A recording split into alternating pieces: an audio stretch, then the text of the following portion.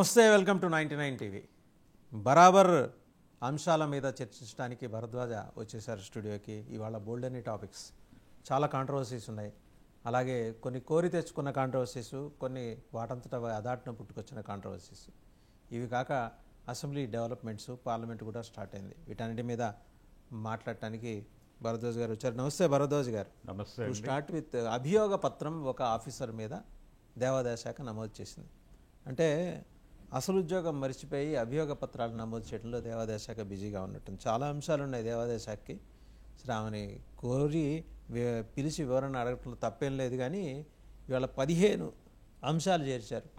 శాంతి కుమారి గారి మీద, సస్పెండ్ అయిన శాంతి, వారి అనుమతి లేకుండా ప్రెస్ మీట్ పెట్టడం, అలాగే ఆవిడెప్పుడో సిపాయిలు తిరుగుబాటప్పుడు చేసిన ట్వీట్స్ గురించి మళ్ళీ ప్రస్తావన తీసుకురావటం, అప్పుడెప్పుడో విజయసాయిరెడ్డి గారిది, అవి అంటే వెతికి మరీ శూలశోధన చేసి తీసుకొచ్చే అభియోగాలు నమోదు చేసినట్టు అనేది కనిపిస్తుంది, స్పష్టంగా కనిపించింది. అది రెండోది, దేవాదాయ శాఖ మంత్రి ప్రెస్ మీట్ పెట్టారు నన్ను, ఆనం రామనారాయణ రెడ్డి. ఆ ప్రెస్ మీట్లో కూడా ఆయన చాలా స్పష్టంగా ఒక చిన్న వెటకారం జోడించాడు. ట్విట్టర్ తాతయ్య అనే పదం వాడాడు. ట్విట్టర్ తాతయ్య ట్వీట్లకి రిప్లై ఇస్తూ అనేది మెన్షన్ చేశాడు ఆయన. కాబట్టి అంటే మీరు పార్టీకి లాయల్గా ఎలా వ్యవహరిస్తారు, పార్టీ వ్యవహారాలు ఎలా మాట్లాడతారు ఒక అధికారిగా ఉండి అనేది ఒక అభియోగం. దాంతోపాటు ప్రధానంగా కేంద్రీకరణ ఎక్కడ జరుగుతోందంటే, ప్రధానమైనటువంటి ఎలిగేషన్ ఆవిడ నుంచి వాళ్ళు వివరణ కోరుతున్నటువంటి ప్రధాన అంశం ఈ బిడ్డకు తండ్రి ఎవరు అనేది. అంటే ఆవిడ లీవ్ తీసుకున్నారు, ప్రసూతి లీవ్ తీసుకుంటూ వేసినటువంటి అప్లికేషన్లో ఆవిడ భర్త పేరు మదన్ మోహన్ అనే మెన్షన్ చేశారు. కానీ ఆవిడ ప్రెస్ మీట్లో మాట్లాడుతూ ఆ బిడ్డకు తండ్రి సుభాష్ రెడ్డి అని ప్రకటించారు స్పష్టంగా. ఇది ఈ ప్రెస్ మీట్లో ఇలా ఎందుకు చెప్పారు, ఆ రోజున అలా ఎందుకు రాశారు, అలాగే మీరు ఉద్యోగంలో చేరేటప్పుడు నింపినటువంటి ఫామ్స్ అన్నిట్లో కూడా చాలా స్పష్టంగా మీరు మదన్ మోహన్ పేరే ప్రస్తావించున్నారు. ఎక్కడా కూడా ఇది లేదు. అంటే మదన్ మోహన్ పేరు తప్ప మీరు సుభాష్ రెడ్డి పేరు ప్రెస్ మీట్లో తప్ప ఇంకెక్కడా మాట్లాడలేదు. కాబట్టి దీని మీద ఒక వివరణ ఇవ్వాలి అని కోరారు. అయితే ప్రెస్ మీట్ పెట్టడం కూడా తప్పే, అసలు ఎవరి అనుమతి లేకుండా మీరు ఎలా ప్రెస్ ముందుకు వెళతారు అనేది ఒక ఆరోపణ. వీటికి వివరణ కోరుతున్నారు. ప్రధానమైనటువంటి వివరణ అయితే వాళ్ళు ఆశిస్తోంది చాలా స్పష్టంగా ఈ బిడ్డకు తండ్రి ఎవరు అనే ప్రశ్నకు సమాధానం కోరుతున్నట్టుగా కనిపిస్తుంది మనకి. దీంతోపాటు ఇతర ఆరోపణలు ఉన్నాయి. ఆల్రెడీ గతంలో తెలుగుదేశం మీడియాకు సంబంధించినటువంటి పత్రికల్లో వచ్చినటువంటి ఆరోపణలే లీజులకు సంబంధించి, దేవాదాయ శాఖకు సంబంధించిన భూములు లీజుకి ఇచ్చేటప్పుడు 3 సంవత్సరాల నుంచి దాన్ని పెంచుతూ 11 సంవత్సరాలు దాటి కూడా పెంచిన ఉన్నాయి కొన్ని. ఇలా ఆవిడ జ్యూరిస్డిక్షన్లో లేనివి కూడా అటండి, అది కూడా అభియోగ పత్రంలో. అవును, అంటే ఆల్రెడీ ఇంతకుముందు వచ్చేసిన ఎలిగేషన్స్, ఇంతకుముందు ఆవిడ మీద ఎలిగేషన్స్ ఉన్నాయి. దానికి అదనంగా అంటే 6 ఎలిగేషన్స్ ఇప్పుడు కొత్తగా చేసినట్టున్నారు. గతంలో 9 ఎలిగేషన్స్ ఉన్నాయి ఆల్రెడీ. ఈ మొత్తం కలిపి 15 ఆరోపణలు ఇప్పుడు ఆవిడ మీద దేవాదాయ శాఖ చేస్తూ వీటికి వివరణ కోరింది. ఆవిడ కోర్టుకు వెళ్తున్నారు. ఇప్పుడు కోర్టుకు వెళ్ళి అంటే పరువు నష్టం, తన వ్యక్తిగత వ్యవహారాలను బజారుకు తీసుకొచ్చి తన వ్యక్తిత్వ హననానికి పాల్పడుతున్నారు అనే అంశాన్ని ప్రధానంగా ఆవిడ కోర్టు ముందుకి తీసుకొచ్చి విషయాన్ని న్యాయస్థానం పరిధిలో పరిష్కరించుకునేటువంటి ప్రయత్నం మొదలుపెట్టారు ఆవిడ. ఈరోజు కోర్టుకు వెళ్ళారు. అలాగే నా పర్సనల్ విషయాలు ఇవన్నీ, నా బిడ్డకి తండ్రి ఎవరు అనేది డిపార్ట్మెంట్కి ఏమిటి పని, అసలు ఎందుకు ఇలాంటి విషయాల మీద ఎందుకు ఆరోపణలు చేస్తున్నారు, టెక్నికల్గా జరిగినటువంటి ఈ లీజులకు సంబంధించి, అలాగే కొన్ని కేటాయింపులు, పర్టికులర్గా ప్రేమ సమాజం తాలూకా 30 ఎకరాల భూముల లీజు వ్యవహారం, ఇలాంటి విషయాలకు సంబంధించి మాత్రమే మీరు నన్ను వివరణలు అడగటం, నేను ఇవ్వటం బాగుంటుంది. కానీ వ్యక్తిగత విషయాలు, నా భర్త ఎవరు, ఈ వ్యవహారాల్లో వివరణలు కోరటం ఏమైనా గైడ్ లైన్స్ ఉన్నాయా సార్? అట్లా ఏమైనా మెన్షన్ చేయాలి అనే గైడ్ లైన్స్ ఉన్నాయండి. గైడ్ లైన్స్ ఉండబట్టే కదా కాలం ఉండేది అక్కడ. ఆ కాలంలో మీరు ఏదైనా మార్పు ఉన్నట్లయితే అక్కడ ప్రకటించవచ్చు, ఉమ్, ఇప్పుడైనా చెప్పవచ్చు. అంటే ఆ రోజున నేను రాయకపోవడానికి ఇప్పుడు ఆవిడ ఆర్గ్యుమెంట్ ఒకటి ఉంది ఆల్రెడీ. ఉమ్, టెక్నికల్గా కోర్టు నుంచి మాకు ఇంకా డివోర్స్ అవ్వలేదు కాబట్టి నేను ఆ పేరే మెన్షన్ చేస్తున్నాను అధికారికంగా అని కూడా ఆవిడ ప్రెస్ మీట్లో చెప్పారు. సుభాష్ పేరు నేను ఎక్కడా ప్రకటించలేదు, అంటే అది తేలిన తర్వాత ఇది ఈ వివాహ బంధంలోకి వస్తాను నేను అన్న ఇండికేషన్ ఇచ్చారు తప్ప స్పష్టత లేదు ఆవిడ వైపు నుంచి కూడా. ఇప్పుడు ప్రధానంగా అంటే అధికార పక్షం ప్రోగ్రాం ఏమిటంటే ఇక్కడ విజయసాయిరెడ్డిని టార్గెట్ చేస్తూ కార్నర్ చేస్తూ ఈ టాపిక్ నడుస్తోంది ప్రస్తుతం. అంటే ఒక రకంగా శాంతి పావుగా మారింది ఈ అదే, మొత్తం ఎపిసోడ్.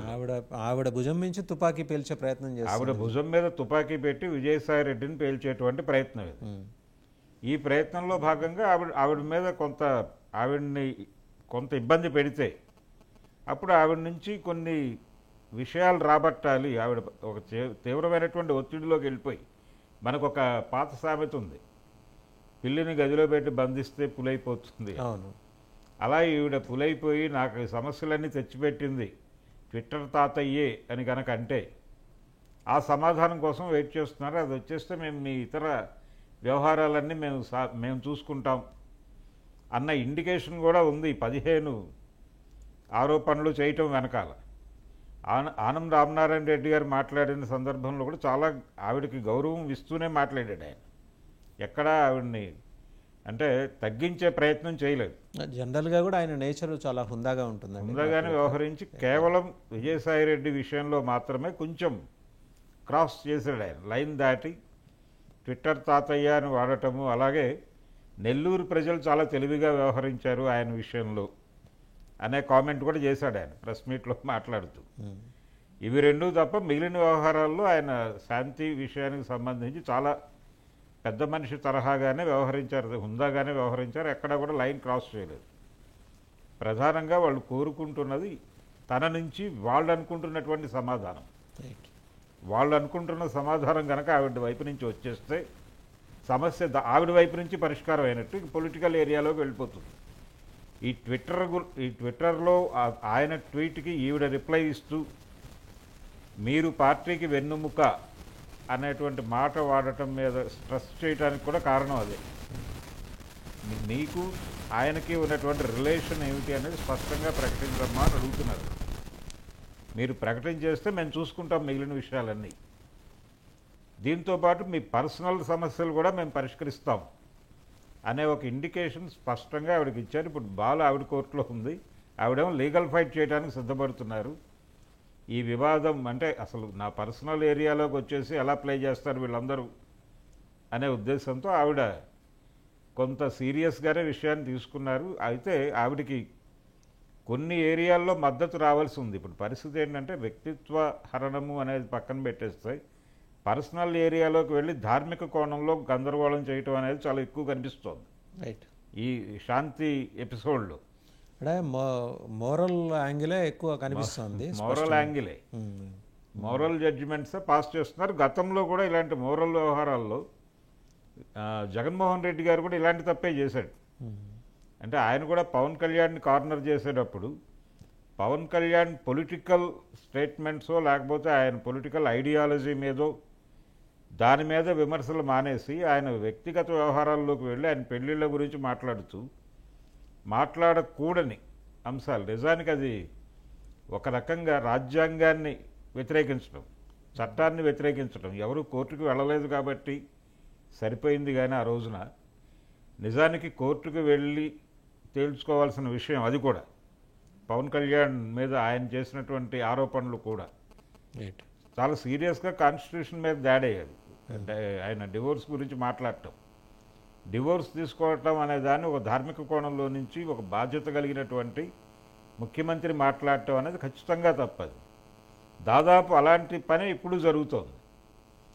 దీని మీద ఆవిడ కోర్టుకు పెడితే కోర్టు ఎలాంటి డెసిషన్ చెప్తుంది, ఆవిడ ఏ అంశాల మీద కోర్టులో పిటిషన్ దాఖలు చేశారు, దీనికి సంబంధించిన వివరాలు ఎలాగో మనకి తెలుస్తాయి.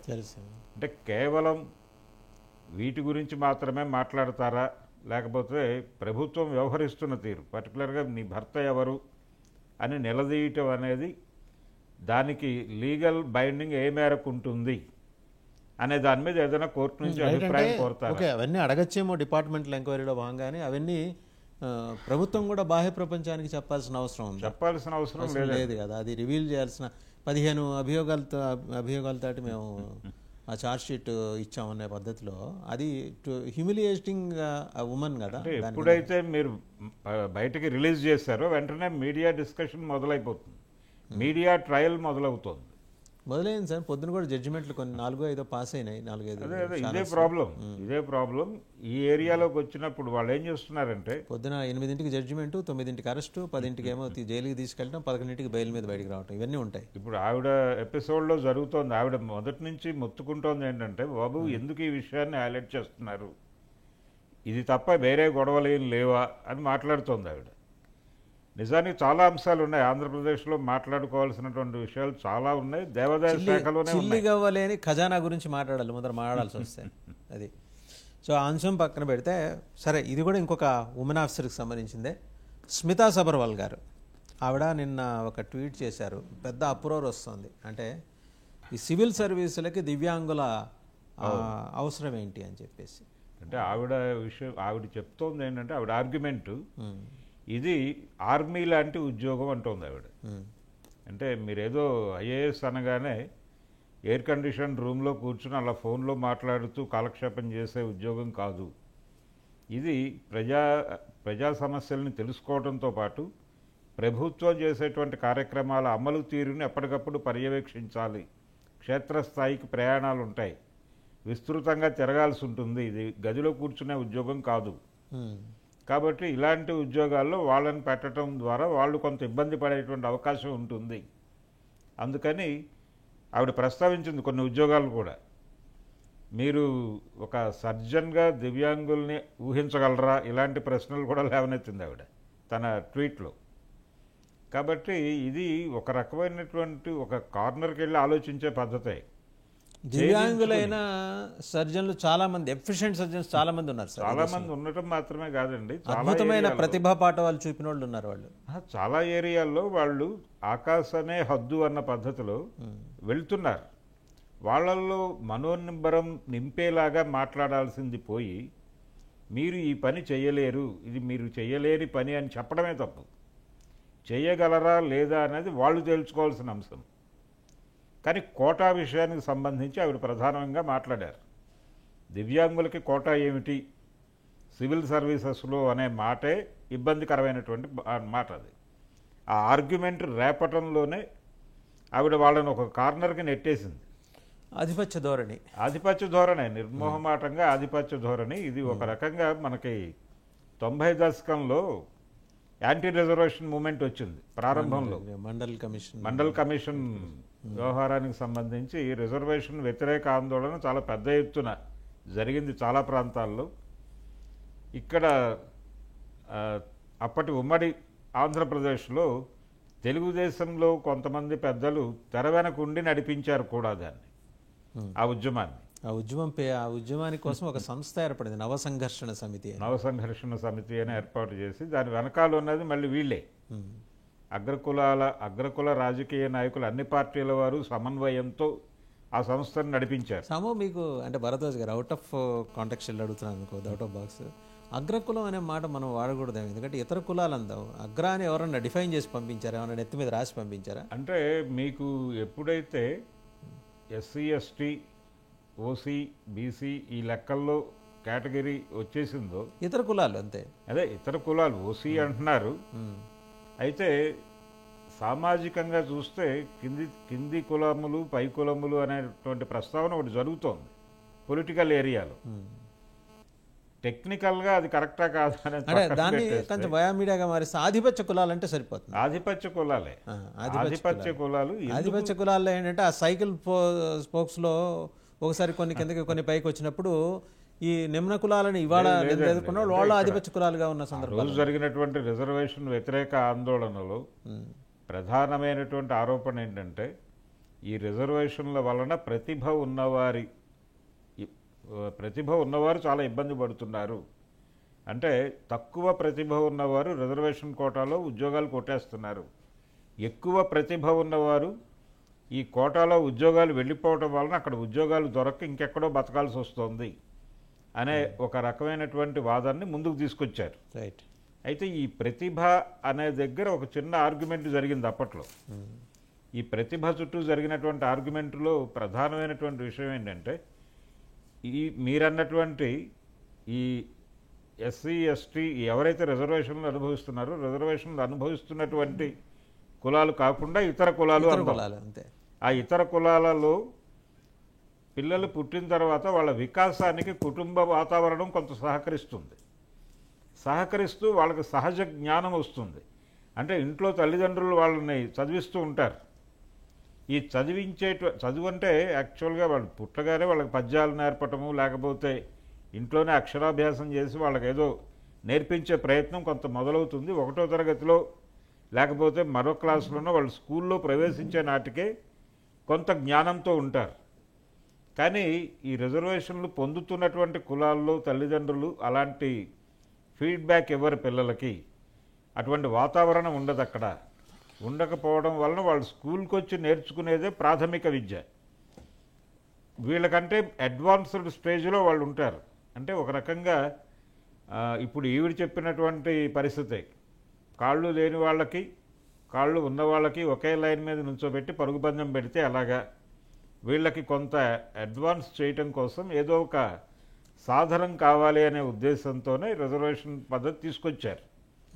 దాన్ని ఆ మేరకు గౌరవించాలి. అంటే వాళ్ళల్లో స్థైర్యాన్ని నింపేటువంటి ప్రయత్నంగా చూడాలి. అలా కాకుండా ఇప్పుడు ఈవిడ మాట్లాడిన ఆర్గ్యుమెంట్ కూడా అదే, వాళ్ళు ఎలా చేయగలరు అంటోంది ఆవిడ చాలా సీరియస్గా. Right sir. అంటే 1.2 మిలియన్ వ్యూస్, అంటే 12 లక్షల దగ్గర చూశారు. అంటే వ్యూస్ కోసం తాపత్రయంలో భాగంగా ఆవిడ ట్వీట్ చేశారా? లేదు. సమాజంలో చేతన కలిగించడం కోసం నేను ట్వీట్ చేశారా?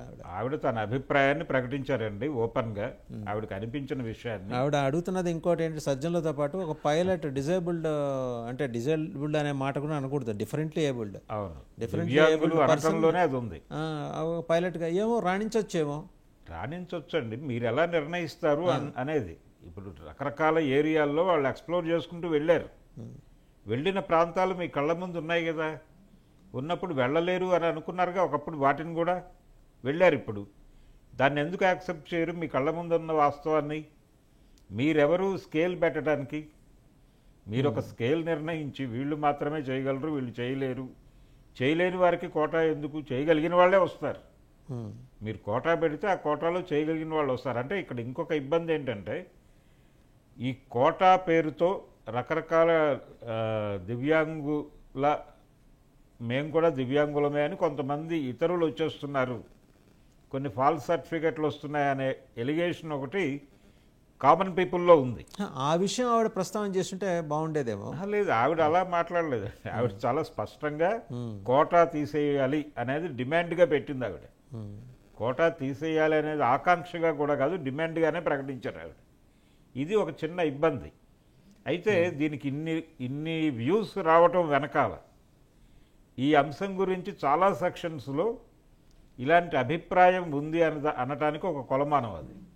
సరే, ఇప్పుడు ఆవిడ ప్రస్తావన చేశారు కాబట్టి ఇక్కడ చిన్న మీకు తెలిసిన విషయమే, లక్కోజు సంజీవరాయ్ శర్మ పుట్టుకతో అందుడు. ఆయన 1907లో ఆయన పుట్టారు. 1907లో నుంచి 1990 అనుకుంటా. పుట్టుకతో అందుడు. ఆయన సాధించిన విజయాలు ఇలాంటివన్నీ వీళ్ళు చదువుకోరా అండి? కడప జిల్లాలో ఆయన పుట్టింది, కడప జిల్లా కల్లూరులో. గణితావధానంలో ఆయన దిట్ట. ఆయన పాపం ఒకసారి ట్రైన్లో ట్రావెల్ చేస్తుంటే ఆయనకు వచ్చిన మెడల్స్ అన్ని కొట్టేసుకుని వెళ్ళిపోయారు. అలా అద్భుతమైన మేధావులు ఉన్నారు అందులైన.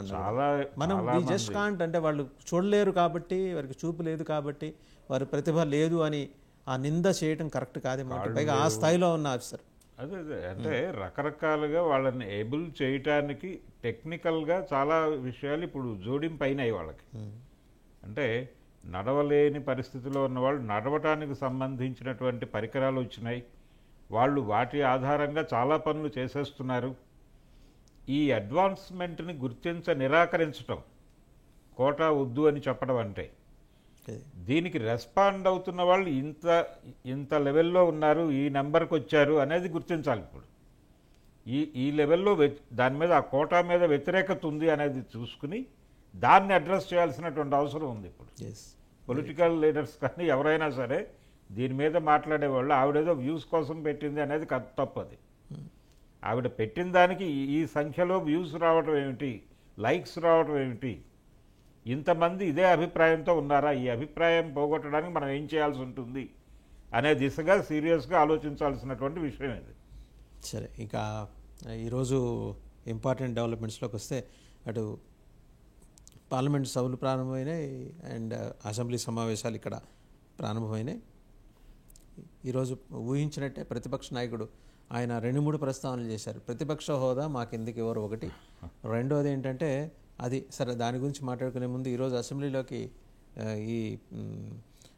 ఇవి నల్ల వస్త్రాలతోటి వెళ్ళే ప్రయత్నం, అంటే పైన కండువాలు నల్ల కండువాలు కప్పుకుని వెళ్ళే ప్రయత్నం చేశారు.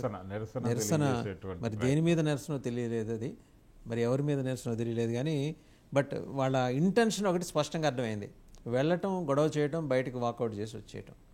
అది కూడా వాకౌట్ కూడా అయింది. ఒకసారి అసలు ఆ సందర్భంలో అసెంబ్లీకి వెళ్ళిన సమయంలో జగన్మోహన్ రెడ్డి గారు ఏం మాట్లాడారు, అక్కడ పోలీస్ ఆఫీసర్తో ఎలా కూడా పడ్డారు చూద్దామండి. ఆ బయట చూద్దాం. పేపర్లు గుంజుకొని లాక్కొని మీ ఇష్టం వచ్చినట్టుగా చింపే కార్యక్రమం చేసే అధికారం ఎవరిచ్చారు? మధుసూదన్ రావు, గుర్తుపెట్టుకో, ఎల్లకాలం ఇలా మాదిరిగా ఉండదు. ప్రజాస్వామ్యంలో ఉన్నాం మనం. నీవి టోపీ మీద ఉన్న సింహాలకు అర్థం ఏమిటో తెలుసా? అధికారంలో ఉన్న వాళ్ళకు చెల్లుడు కొట్టడం కాదు, ప్రజాస్వామ్యాన్ని కాపాడడం కోసం మీరున్నారు, గుర్తుపెట్టుకోండి. ఎమ్మెల్సీ దగ్గర నుంచి పేపర్లు గుంజుకొని లాక్కొని మీ ఇష్టం వచ్చినట్టుగా చింపే కార్యక్రమం చేసే అధికారం ఎవరిచ్చారు? మధుసూదన్ రావు, గుర్తుపెట్టుకో. రైట్, చూసాం కదా ఆయన ఏమన్నారు. మధుసూదన్ రావు గుర్తుపెట్టుకో. దాదాపు ఇలాంటి పవన్ కళ్యాణ్ సినిమాలో పాట ఉంది, కోటేశ్వరరావు అని. అలాగా ఇవాళ మధుసూదన్ రావు గారు బాగా పాపులర్ అయిపోతారు ఈరోజు. ఆయన ఎవరో కానీ దాదాపు మధుసూదన్ రావు అని ఎలాగైతే ఈ రోజున జగన్మోహన్ రెడ్డి గారు మాట్లాడారో ఇదే స్టేట్మెంట్ ఆయన 2014లో తెలుగుదేశం పార్టీ అధికారంలో ఉన్నప్పుడు కూడా విశాఖపట్నం ఎయిర్పోర్ట్లో ఆయన్ని ఆపారు. ఆపినప్పుడు ఎయిర్పోర్ట్ అథారిటీస్ మీద ఆయన ఇలాగే మాట్లాడాడు, ఇదే స్టేట్మెంట్ యాజ్ ఇట్ ఈస్గా. కృష్ణా జిల్లాలో కూడా ఎవరినో పరామర్శించడానికి వెళ్ళినప్పుడు ఆయన ప్రతిపక్ష నాయకుడిగా, అవును, బాబు అహ్మద్ అప్పుడు కలెక్టర్, ఆయన మీద కూడా ఇలాగే కేకలేశారు. అవును, అంటే మీరు ప్రజాస్వామ్యంలో ఉన్నారు కాబట్టి ఎల్లకాలం ఇలాగే ఉంటుంది అనుకోకండి, మళ్ళీ చక్రం తిరుగుతుంది, మేము పైకి వస్తాం, మేము అధికారంలోకి వచ్చేటువంటి రోజులు వస్తాయి, తొందరపాటు చర్యలు చేయకండి అన్న టోన్లో మాట్లాడాడు ఆయన. అప్పుడు మాట్లాడాడు, ఇప్పుడు అదే మాట్లాడాడు. స్టేట్మెంట్లో మార్పేం లేదు. ఏ పొజిషన్లోకి వస్తే ఏం మాట్లాడాలి అనే విషయంలో ఆయనకు ఒక క్లారిటీ ఉందనేది అర్థమవుతుంది. ఇదే జగన్మోహన్ రెడ్డి తాను అధికారంలో ఉన్నప్పుడు కూడా చాలా ఏరియాల్లో ప్రజాస్వామ్య హననానికి పాల్పడటం మనం చూసాం చాలా స్పష్టంగా. చాలా ఏరియాలు అంటే ఈయన ఎక్కడైతే ఇబ్బంది పెట్టారో అక్కడక్కడ టీడీపీని కూడా ఇబ్బంది పెట్టే ప్రయత్నం ఆయన చాలా స్పష్టంగా చేశారు. అంటే ప్రతిపక్షంలో ఉన్నప్పుడు ప్రజాస్వామ్యం గుర్తు రావటం, అధికార పక్షంలోకి రాగానే మర్చిపోవడం అనేది సహజంగా జరుగుతున్నటువంటి ఒక ప్రక్రియ. ఈరోజు ప్రధానంగా ఆయన నల్లకండువా వేసుకుని వెళ్ళటానికి కారణం ప్రస్తుతం రాష్ట్రంలో ఉన్నటువంటి పరిస్థితి బాగాలేదు. ఇది ఒక రకంగా ఇక్కడ చట్టం పనిచేయటం లేదు, లాలెస్ సిచ్యువేషన్ ఉంది ఇప్పుడు ఏపీలో అనేది ఎస్టాబ్లిష్ చేస్తూ ఆయన గత 3 రోజుల నుంచి మాట్లాడుతున్నారు. రషీద్ కుటుంబాన్ని పరామర్శించడానికి ఆయన వెళ్ళిన సందర్భంగా అక్కడ టెంట్లో మాట్లాడిన విషయాలు కనుక ఒకసారి చూస్తే రాష్ట్రపతి పాలన పెట్టాలి అనటం, వెంటనే చంద్రబాబు ప్రభుత్వాన్ని తొలగించండి అని డిమాండ్ చేయటం, ఇవన్నీ కూడా ఆయనలో ఉన్నటువంటి ఒక ఆతృతను తెలియజేస్తున్నాయి. అంటే అలా ఎలా డిమాండ్ చేయాలి, అసలు ఆ డిమాండ్ కనుక ఏముంది, ఎవరిని డిమాండ్ చేస్తున్నాడు ఈయన? కేంద్ర ప్రభుత్వాన్ని, కేంద్ర క్యాబినెట్ కూర్చుని ఆంధ్రప్రదేశ్లో ఉన్నటువంటి పరిస్థితులను రివ్యూ చేసి రాష్ట్రపతికి రికమెండ్ చేయాల్సినటువంటి అవసరం ఉంటుంది ఆయన చెప్పిన డిమాండ్ ఒకవేళ పట్టించుకుంటే. అంటే ఎన్డీఏ ప్రభుత్వం మీద ఎన్డీఏ ప్రభుత్వానికే ఆయన అంటే ఒక చిన్న పిటిషన్ అక్కడ సబ్మిట్ చేసి దాన్ని ముందుకు నడిపించేటువంటి ప్రయత్నం నేను చేయగలను, ప్రధానమంత్రితో భేటీకి నేను అనుమతి కోరాను, అలాగే అమిత్ షాతో భేటీకి కూడా అనుమతి కోరాను, అనుమతులు వస్తాయి, ఈ ఢిల్లీ ధర్నా ప్రోగ్రామ్ ఒకటి ఉంది వీళ్ళకి, అవును 24 జంతర్ మంతర్ దగ్గర. జంతర్ మంతర్ దగ్గర. అయితే ఈ ధర్నా కార్యక్రమానికి ఆయన జాతీయ నాయకుల్ని పిలుస్తాను అంటున్నాడు. ఏ రోజున కూడా ఆయన ఇతర పార్టీలు లేకపోతే ఇతర రాష్ట్రాల్లో జరిగినటువంటి ఇబ్బందికర పరిస్థితుల్లో స్పందించిన సందర్భం ఎప్పుడూ లేదు. జగన్మోహన్ రెడ్డి రాజకీయ ప్రస్థానం మొదలైన రోజు నుంచి ఢిల్లీలో రైతుల నిరసన ప్రదర్శనలు జరిగినాయి. ఆ రోజున ఆయన ఏ రకమైనటువంటి స్పందన వెల్లడించలేదు. అంటే ఒక రకంగా కృష్ణశాస్త్రి బాధ అయింది, ప్రపంచానికి బాధ అయిపోతుంది. ఆయనకి కష్టం వస్తే ప్రపంచానికి కష్టం. అదే నా కష్టాన్ని మీరు గుర్తించండి అని ఇప్పుడు అడిగేటప్పుడు, అలాగే ఈయన ఏ కూటమిలోనూ లేడు, ఎన్డీఏలో లేడు, అలాగే ఇండియా కూటమిలోనూ లేడు. లేకపోవడంతో పాటు వాళ్ళని టార్గెట్ చేసిన సందర్భాలు కూడా ఉన్నాయి. ఈయన పర్టికులర్గా కాంగ్రెస్ పార్టీని టార్గెట్ చేశాడు. ఆయన కాంగ్రెస్ పార్టీకి ఒక రకమైనటువంటి చిరాకు ఉంది ఇతని మీద. అంటే ఆంధ్రప్రదేశ్లో టోటల్గా కాంగ్రెస్ వేకేట్ అయిపోయింది ఇతని వల్లనే. ఇప్పుడు మళ్ళీ కాంగ్రెస్ని నిర్మించుకోవటానికి వాళ్ళు ప్రయత్నాలు మొదలుపెట్టిన సందర్భం ఇది. ఆ సమయంలో ఇండియా కూటమి నుంచి ఈయనకి మద్దతు వస్తుంది అని అనుకోవడం కష్టమే. రైట్. ఇంకెవరున్నారు ఈయనకి మద్దతు ప్రకటించేవారు? ఎన్డీఏ మీద విమర్శ చేస్తున్నాడు కాబట్టి ఎన్డీఏలో ఉన్న పార్టీలు కాదు, ఎన్డీఏతో ఉన్న పార్టీలు కూడా ఉన్నాయి. వాళ్ళెవరూ ఈ టెంట్ దగ్గరికి వచ్చే సాహసం చేయరు. ఎవరిని ఎలా ఆకట్టుకుంటావు అనేది ఒకటి అర్థం చేసుకోవాలి. ఆయన ఇప్పటికైనా సరే భారతదేశంలో ఎక్కడ ఏం జరిగినా స్పందించేటువంటి లక్షణం నువ్వు మొదలు పెడితే అప్పుడు నీ గురించి స్పందించడం అవతల వాళ్ళు మొదలు పెడతారు. నువ్వు ఎప్పుడైతే టోటల్ ఆయన ప్రయాణంలో తన గురించి మాత్రమే ఆయన ఆలోచించాడు, తన సమస్య గురించి మాత్రమే ఆలోచించాడు తప్ప భారతదేశంలో ఉన్నటువంటి పరిస్థితుల మీద ఏ రోజున ఆయన బ్రాడ్గా ఆలోచించింది లేదు. అలాగే పార్లమెంట్లో బిల్స్ ప్రవేశపెట్టినప్పుడు కూడా నిర్మోహమాటంగా ఆయన అధికార పక్షం వైపే నిలబడుతూ వచ్చాడు. ఇది ఎక్కడా కూడా ఏ రకమైనటువంటి కనీసం ఈ మేరకు నాకు రిజర్వేషన్ ఉంది, దీనిలో ఈ అంశాల మీద వ్యతిరేకత ఉంది, ఈ వ్యతిరేకతని రిజర్వ్ చేసుకోండి, నేను మీకు మద్దతు ప్రకటిస్తాను అని కూడా మాట్లాడలేదు ఆయన. కేసులు ఉన్నాయి, కేసుల గురించి లొంగి ఉండాల్సిన అవసరం ఏం లేదు, ఫైట్ చేయొచ్చు. లీగల్ ఫైట్ వేరు, పొలిటికల్ ఫైట్ వేరు. ఈ రెండింటినీ మిక్స్ చేసి చూస్తున్నాడు ఆయన. ఒక గందరగోళపు పరిస్థితి. ఇంకొకటి, ఆయన మొన్న ఈ స్పీకర్ ఎన్నిక సందర్భంగా తన 4 ఎంపీలతో అక్కడే ఓటు వేయించాడు, ఎన్డీఏకే ఓటు వేయించాడు ఆయన. కాబట్టి ఆ హక్కుతో నేను ప్రధానమంత్రిని అలాగే హోంమంత్రిని నిలదీస్తాను అన్న టోన్ కూడా కనిపించింది ఆయన. ఇక్కడ 2 అబ్జర్వేషన్స్ సార్. నేషనల్ మీడియా ఎలా చూస్తుందంటే జగన్మోహన్ రెడ్డి గారి చర్యల్ని, ఎన్డీఏ టాప్ బాసెస్ పర్మిషన్ లేకుండా ఆయన అసలు ఈ స్టేట్మెంట్ ఇచ్చుండడు. ఇది బీజేపీ ఏంటంటే ఇప్పుడు పిట్టపోరు పిల్లి తెలిసినట్టు వీళ్ళిద్దరికి తగ్గు పెట్టి BJP wants to enjoy the atmosphere ఆంధ్రప్రదేశ్లో. అది మనం బీజేపీని ఆ రకంగా ఆలోచించేట్లో కూడా తప్పులేదు. వాళ్ళ ఎత్తుగడలు వాళ్ళకు ఉన్నాయి. లేదు, వాళ్ళది 2 తలుపుల సిద్ధాంతం.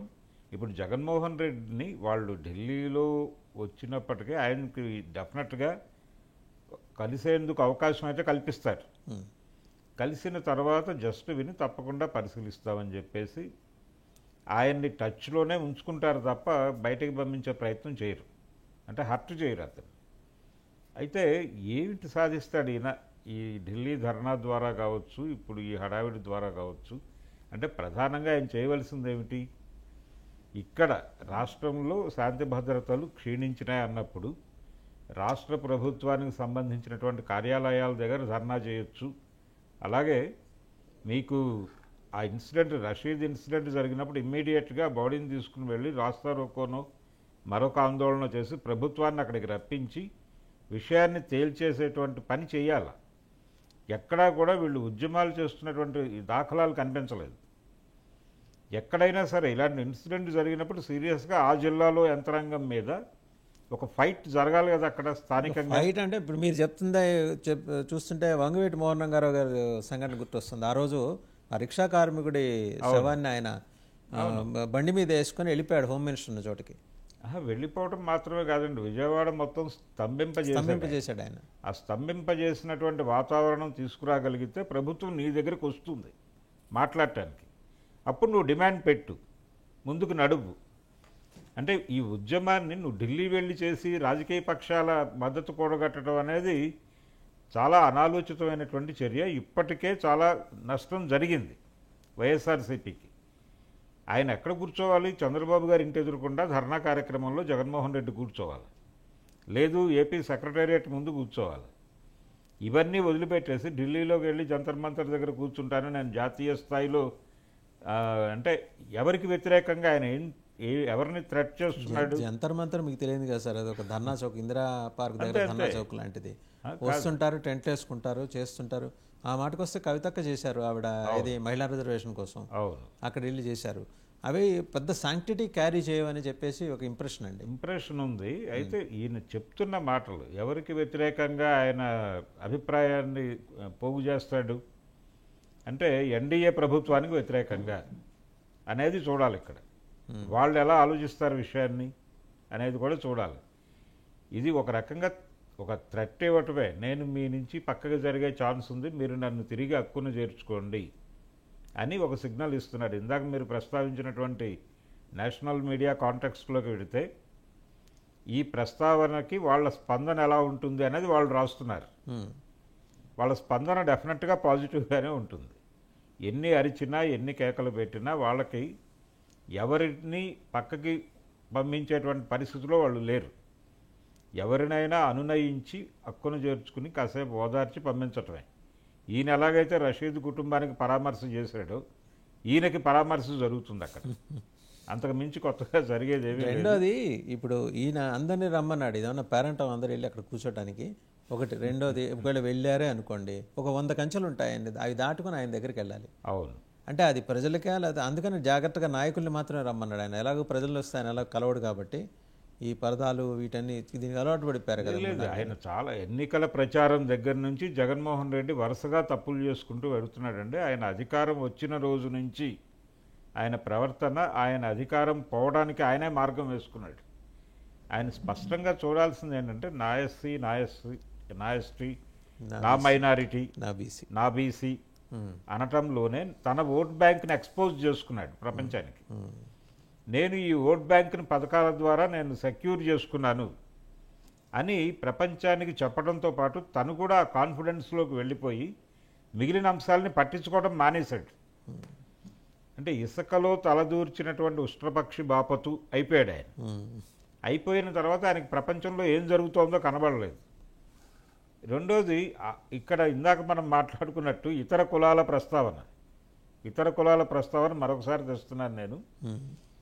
వీటిని ఆధిపత్య కులాలు అనుకుంటే ఈయన సెక్యూర్ చేసుకున్నటువంటి ఓట్ బ్యాంక్ని ఇంకొక పద్ధతిలో ఇన్ఫ్లుయెన్స్ చేయగలరు వాళ్ళు. అది మాస్టర్ క్లాస్. మనం క్లాస్ దీనిలోకి వస్తే, జోన్లోకి వస్తే వాళ్ళకి రకరకాల వ్యాపారాలు ఉంటాయి, ఆ ఏరియాలో కొంత వీళ్ళ జీవితం ఉంటుంది.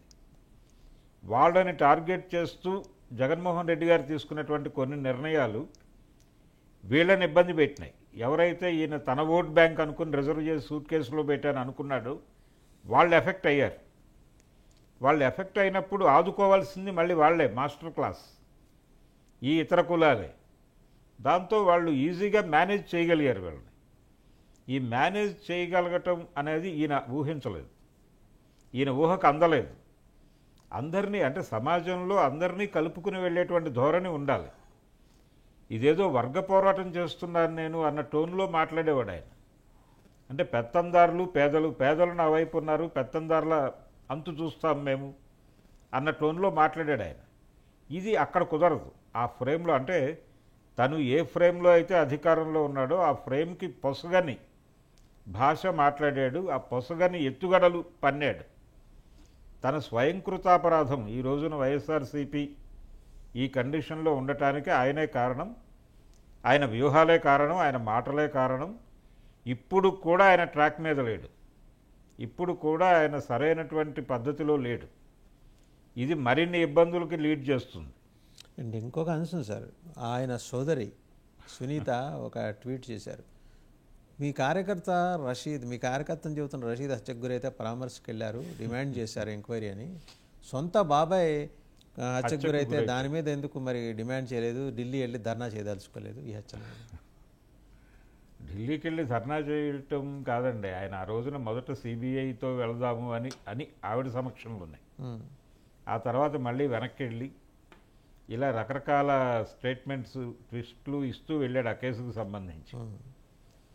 ఇది తనని టార్గెట్ చేస్తున్నారు ఈ కేసు ద్వారా అనేది ఆయన కొన్ని ఇంటర్వ్యూల్లో కూడా మాట్లాడాడు. నేను చేయవలసింది నేను చేస్తున్నాను అని. మీరు చేస్తున్నది ఏమిటి అనేది చెప్పాలి కదా, అవతల వాళ్ళని కలుపుకుని వెళ్ళాలి కదా మీరు. అవును, మీరు కాదు కదా, మీకు పేటెంట్ హక్కులు లేవు కదా అక్కడ. అవును, మీరు ఆ కుటుంబాన్ని కలుపుకుని వెళ్ళాలి కదా. ఆయన భార్య అలాగే ఆయన కూతురు ఇద్దరూ చేస్తున్నటువంటి ఎలిగేషన్స్ని మీ కుటుంబ సమస్య అది. ఇక్కడ మనం ఒక్కసారి పేర్ని నాని గారి గురించి మాట్లాడుకుంటే ఆయన చాలా స్పష్టంగా కుటుంబ సమస్యలు విత్ ఇన్ ఫ్రేమ్ పరిష్కరించుకోవడం చేత కాక వాటిని ప్రపంచం మీదకి పంపించి దానివలన పార్టీకి చేటు తీసుకొచ్చాడు ఈయన అనే అభిప్రాయం వ్యక్తం చేశాడు ఆయన షర్మిల విషయంలో మాత్రమే. వివేకానంద రెడ్డి హత్య ప్రస్తావించలేదు, కానీ షర్మిలకి సంబంధించి ఆ సమస్యను ఇంట్లో 4 గోడల మధ్య సెటిల్ చేసుకుని ఉంటే అది మా సమస్యగా మారేది కాదు కదా అన్నాడు ఆయన. ఇది కూడా అంతే, వివేకానంద రెడ్డి ఎపిసోడ్ కూడా అది విత్ ఇన్ వాళ్ళ ఇంట్లో కూర్చుని పరిష్కరించుకుని ఉంటే అది ఇలా పబ్లిక్లోకి వచ్చి ఉండేది కాదు. అంటే నెగ్లిజెన్సు నేను ఏం చేసినా నడుస్తుంది అనేటువంటి ఒక రకమైన అహంభావము ఇవన్నీ నడిచినాయి ఆయనలో.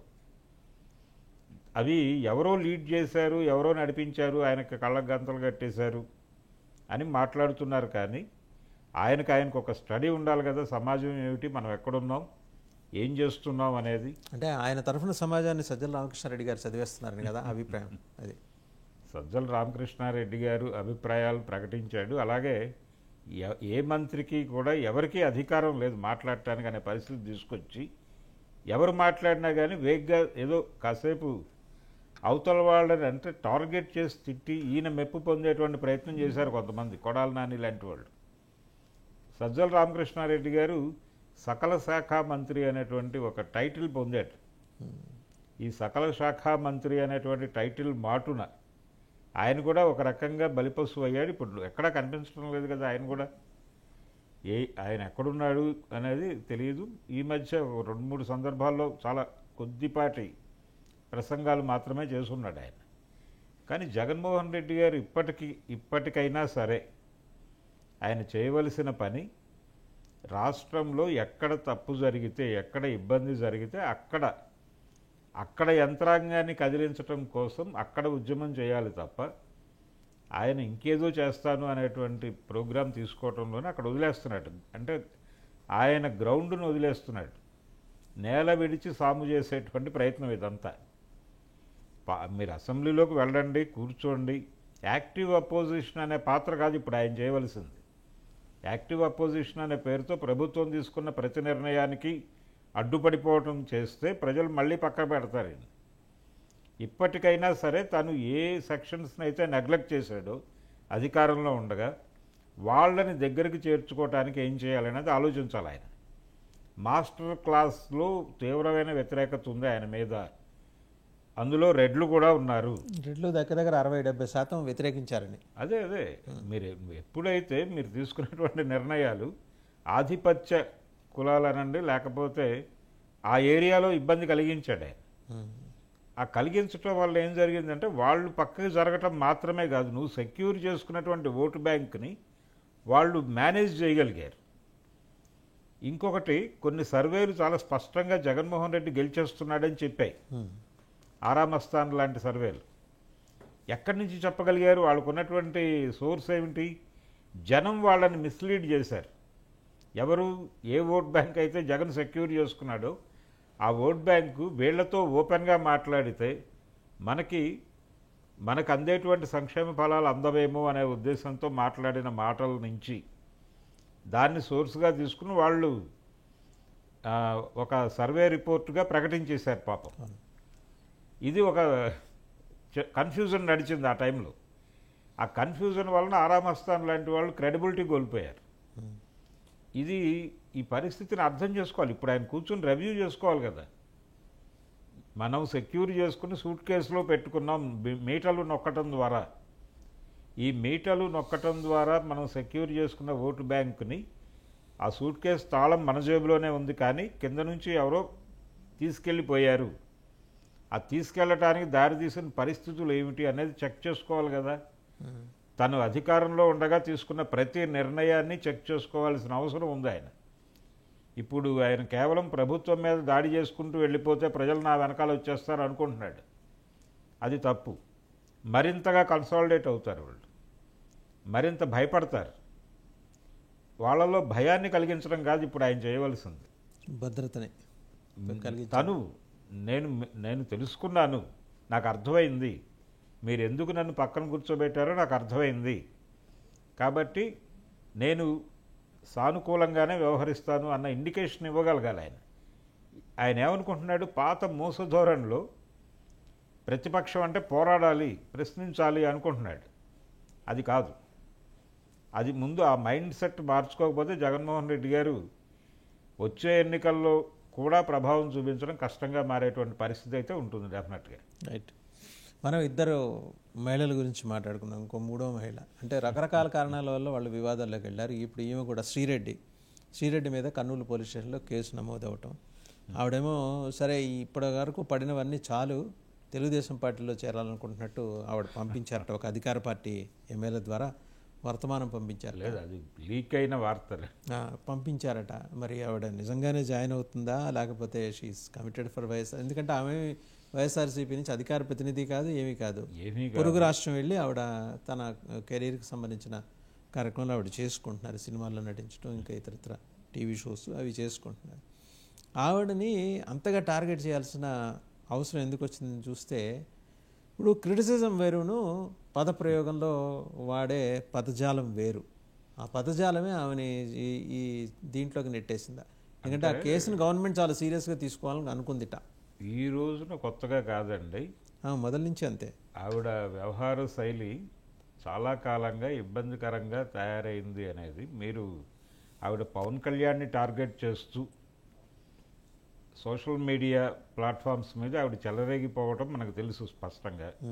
ఒక దశలో ఎంత హ్యూమిలియేషన్కి గురి చేసిందంటే ఈవిడ చాంబర్ మీద పవన్ కళ్యాణ్ తన కుటుంబ హీరోలతో దాడి చేసినటువంటి ఒక సందర్భం మనకు తెలుసు.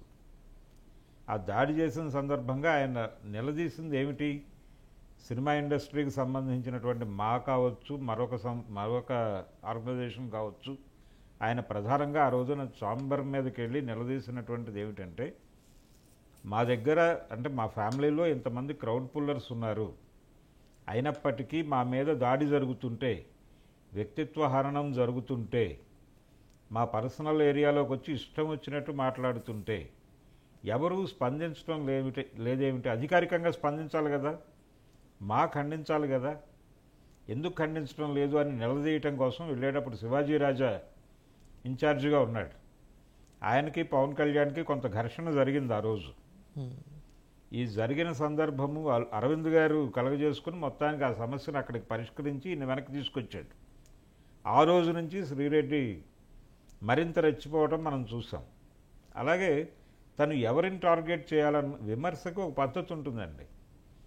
విమర్శించటం అనేది మీరు స్పష్టంగా ఇదిగో మీరు చేసిన తప్పిది, ఈ విధానం వలన ఈ నష్టం జరుగుతోంది, దీన్ని నేను ప్రజల దృష్టికి తీసుకురాదలుచుకున్నాను అని మాట్లాడితే ఓకే. అలా కాకుండా అసలు సంబంధం లేని పద్ధతిలో అవతల వాళ్ళని అంటే ఒక బూతు జోడించి మాట్లాడటం, వాళ్ళ విలువ తగ్గించి మాట్లాడటం, ఇలాంటివి చేసింది ఆవిడ. దీంతో చాలామందిని శత్రువులుగా మార్చేసుకుంది ఆవిడ. ఇప్పుడు ఆవిడ శత్రువులుగా మార్చుకున్న వాళ్ళందరూ అక్కడ అధికారంలో ఉన్నారు ఏపీలో.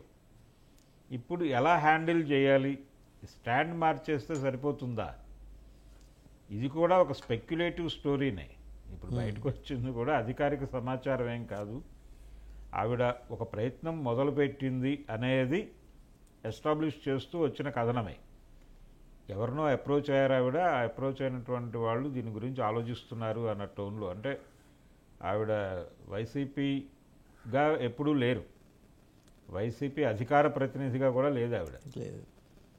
తను అటువైపుకుంటూ జగన్ మీద కూడా విమర్శలు చేసింది ఆవిడ ఈ మధ్యకాలంలో. జగన్ మీద విమర్శలు చేయటమే ఒక ఇండికేషన్. అంటే నేను నన్ను మీరు వాడుకోండి,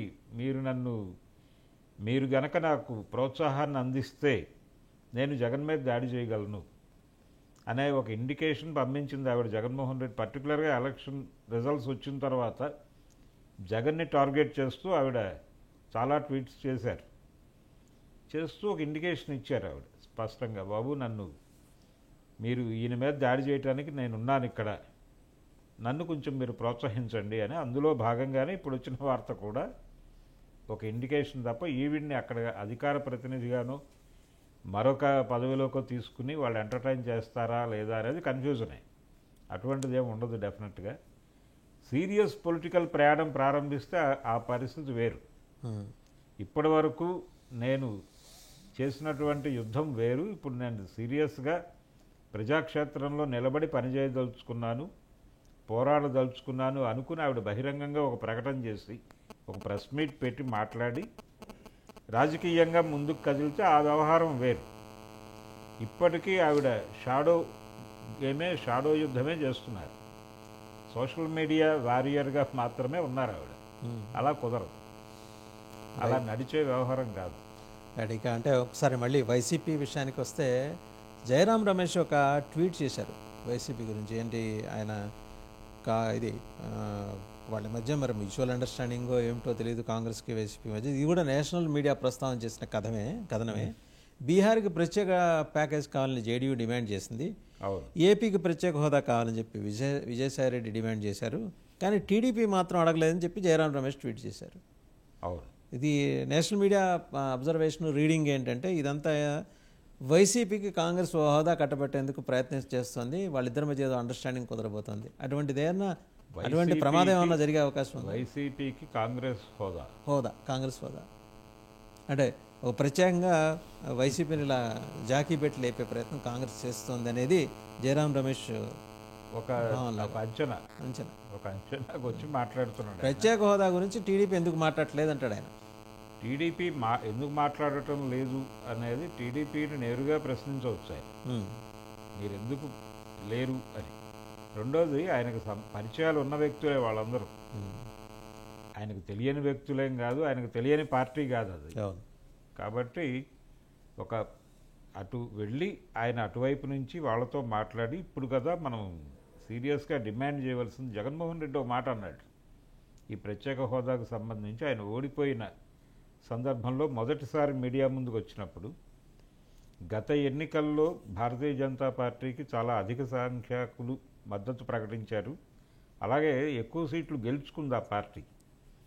చాలా బలంగా ఉన్నప్పుడు మనం డిమాండ్ చేయటం అనేది వాళ్ళు వినొచ్చు వినకపోవచ్చు, కాబట్టి నేను చేయలేకపోయా. ఇప్పుడు మనం కీలకంగా మారాం, అంటే తెలుగుదేశం పార్టీ మద్దతు కీలకంగా మారింది ఆ పార్టీకి.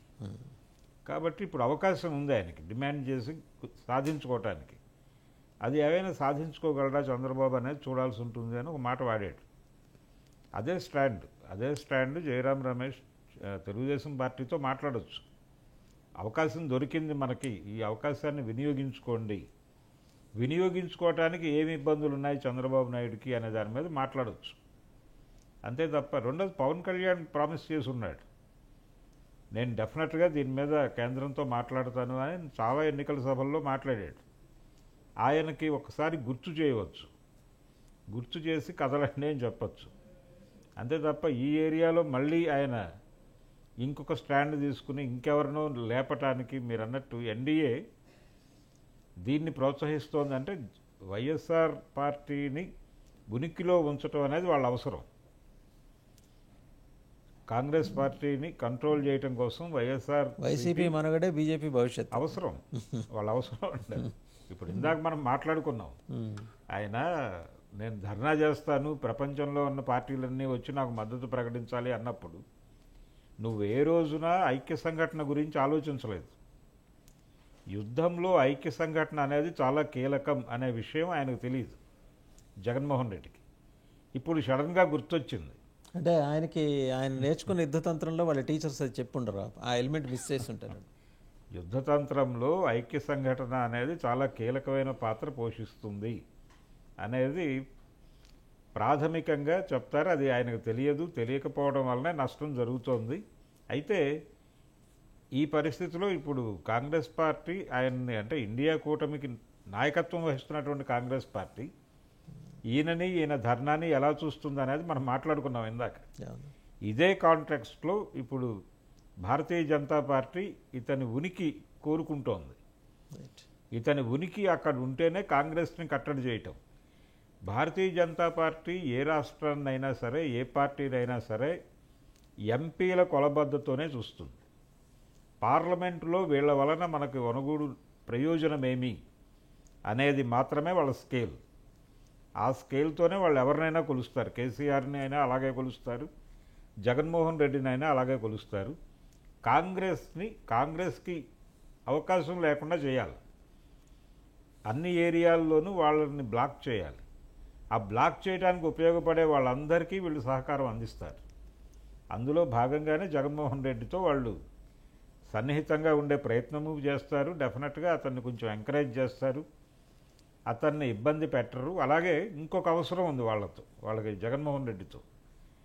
చంద్రబాబు నాయుడిని కొంచెం భయపెట్టడానికి అతన్ని అప్పుడప్పుడు వాడతారు. అంటే పిల్లలు అల్లరి చేసినప్పుడు బూచి చూపిస్తుంటారు కదా తల్లిదండ్రులు, అంటే అదర్ వే అరౌండ్ వాళ్ళు దురద పుట్టినప్పుడు గోక్కోటానికి వైసీపీ ఉంది. వైసీపీ కావాలి వాళ్ళకి. అందుకనే రెండు తలుపుల సిద్ధాంతం. వాళ్ళు 2014లో తెలుగుదేశం పార్టీతో ప్రభుత్వాన్ని ఇక్కడ అక్కడ షేర్ చేసుకున్నప్పటికీ వాళ్ళు జగన్మోహన్ రెడ్డిని వ్యతిరేకించలేదు. జగన్మోహన్ రెడ్డితో వ్యతిరేకంగా బిహేవ్ చేయలేదు ఎక్కడా కూడా. అదే స్టాండ్ ఇప్పుడు 2024లో కూడా చేస్తారు. 24లో ఇంకొంచెం ఎక్కువ చేస్తారు. నిజానికి అప్పుడు బలం ఉంది వాళ్ళకి. వాళ్ళు ఎవరినైనా అప్పుడు బలం ఉంది, ఇప్పుడు అవసరం ఉంది. అప్పుడు వీళ్ళకి భయం ఉంది. వీళ్ళకి భయం ఉన్న టైంలో కూడా వాళ్ళు భయపెట్టే ప్రయత్నం చేయలే. ఇప్పుడు వాళ్ళకి భయం ఉంది కాబట్టి డెఫినెట్గా చేయరు. సో జగన్మోహన్ రెడ్డి ఆయన భుజాన్ని అరువు ఇవ్వాలి వాళ్ళు తుపాకీ పెట్టుకోవడానికి. అరువు ఇస్తాడు. అరువు ఇవ్వాల్సినటువంటి అవసరం ఈయనకి ఉంది.